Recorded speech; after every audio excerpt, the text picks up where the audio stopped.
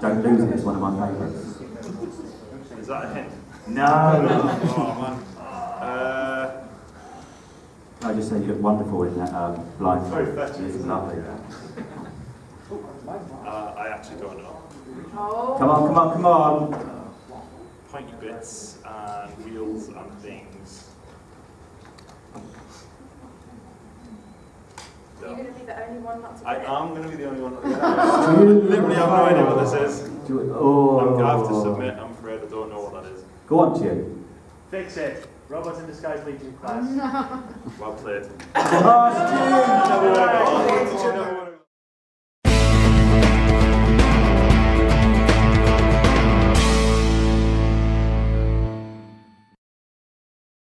Howdy, and welcome to the second in the TFNation 2017 Skywarp trilogy. This time, Universe 1 Skywarp, one of 4 Beast Machines Deluxe Jetstorm redecos.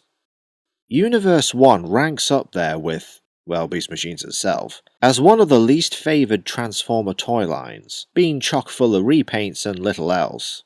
To clue you in on where I stand, I won't be buying many of those figures, but Skywarp was a must-have for me. While I acknowledge this isn't an issue with this use, different character and all, as a representation of the Beast Machine's Jetstorm show design, the mold itself is hit and miss. The Cybertronian jet mode is chunkier, and not nearly as flat for the lack of a better term. Also, the neck isn't as long, unless you activate his first gimmick. Push the button near the cockpit, and the nose springs forward. Like most Viacon designs, it's a head, though this mold lacks the face, blame Prime, that can turn a little either way. The wingtips are on vertical swivels. Jetstorm's wings point forward. Since this is Skywarp, I have them swept back, not unlike his classic F-15 alt form.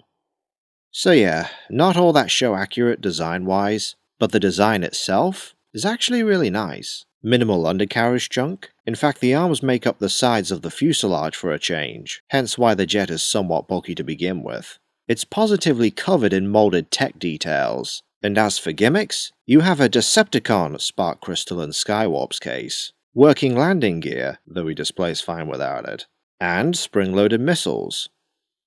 But if you've known me long enough, you'll know why I picked this over all other versions of the mold. I heart the G1 Skywarp deco, and this is one of my favourite variations of it. You have black, silver, 2 shades of purple, and as we'll see in bot mode, smoke white. But man, that orange. On a realistic jet it'd be ugly, but here, it pops like you wouldn't believe.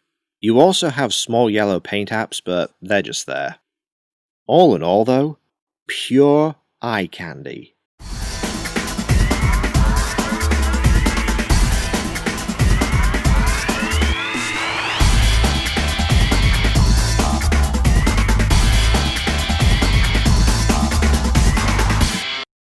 Likewise, the bot mode design doesn't match Jetstorm's CG model the best. On top of vastly different heads, the toy has stocky forearms that almost rival Mega Tankors, whereas in the show, Jetstorm's pretty trim from head to toe.